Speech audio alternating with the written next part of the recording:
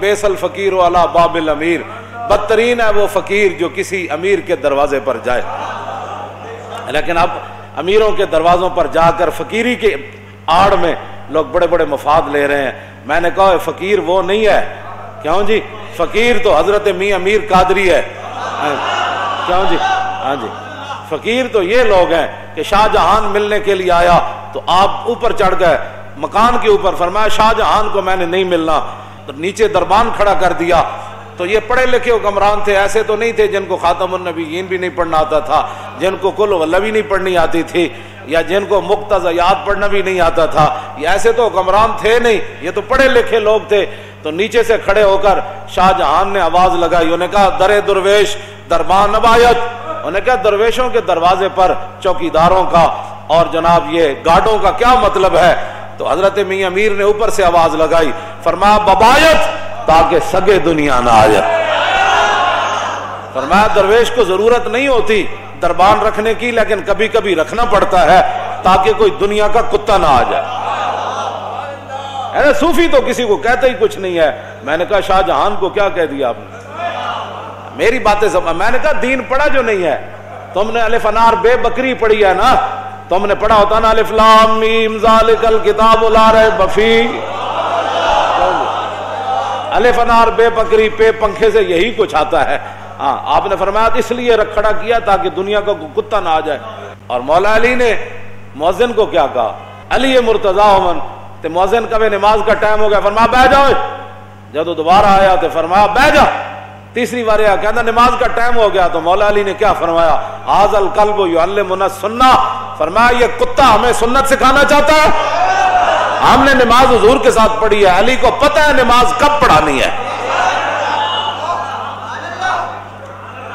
یہ ہمیں پھس پھسی باتیں نہ بتایا کرو، ہم نے پڑھی ہوئی ہے، یہ چیزیں رکھی ہوئی ہیں۔ مانتے کوئی نہیں، لیکن کم از کم تھوڑے جو پڑھے ہوتے ہیں، مانتے کوئی نہیں، مانتے ایک کو گالتے انی احب اللہ و رسولہ، ہمیں مان اس بات پر ہی ہے کہ ہم اللہ رسول سے محبت کرتے ہیں۔ لیکن یہ بات ہے کہ پھر آپ نیچے آ گئے، شاہ جہان نے بڑیاں منتیں کی تھیں، اے نہیں کہ بندہ چل کے تو انہوں نے درباراں جا کے دیکھا ماشاءاللہ ماشاءاللہ ماشاءاللہ۔ میں نے نہیں پڑھا ایسا فقیر، نہیں پڑھا، واقعی نہیں پڑھا۔ ہاں جی، فقیر وہ ہوتا ہے جس کے گھر باورچی خانے کا کھانا جہانگیر کہے۔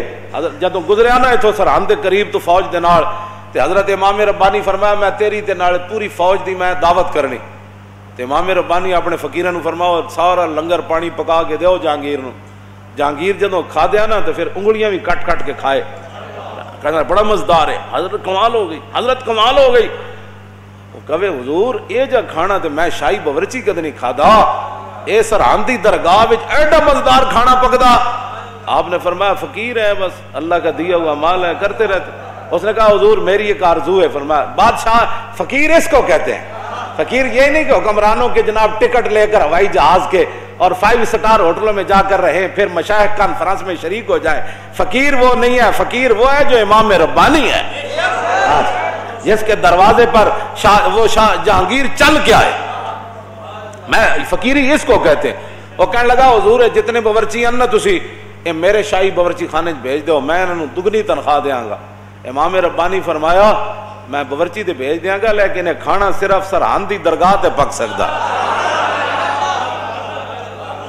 یہ ہمارے فقیر گزرے ہیں۔ یہ کیا فقیری ہے؟ وہ حکمران بلائیں تو ٹکٹ لے کر دوڑتے چلے جاؤں کہ ماشاءاللہ آپ کے دور میں شیر اور بکری ایک جگہ پانی پی رہی ہے، آپ کے دور میں تو دودھ کی نہریں میں خرچ۔ خدا کا خوف کرو، ڈرو خدا سے، ہوش کرو، کچھ مکر و ریا سے کام نہ لو، یا اسلام پہ چلنا سیکھو یا اسلام کا نام نہ لو۔ حضرت میاں امیر تھلے آئے تو شاہ جہان نہ ملاقات ہوئی، تو آپ دا ایک مرید اتنا سارا سونا ڈلی نے آ کے انہیں اپنے پیران نظرانہ پیش کی تھی، نظر پیش کی تھی۔ تو شاہ جہان کانی کانی آکھنا ویکھن لگ پیا، سمجھ کانی آکھنا انہیں جدوں ویکھیا نا تو آپ نے فرمایا گفت شیخ این زر حق کے سلطان ماست۔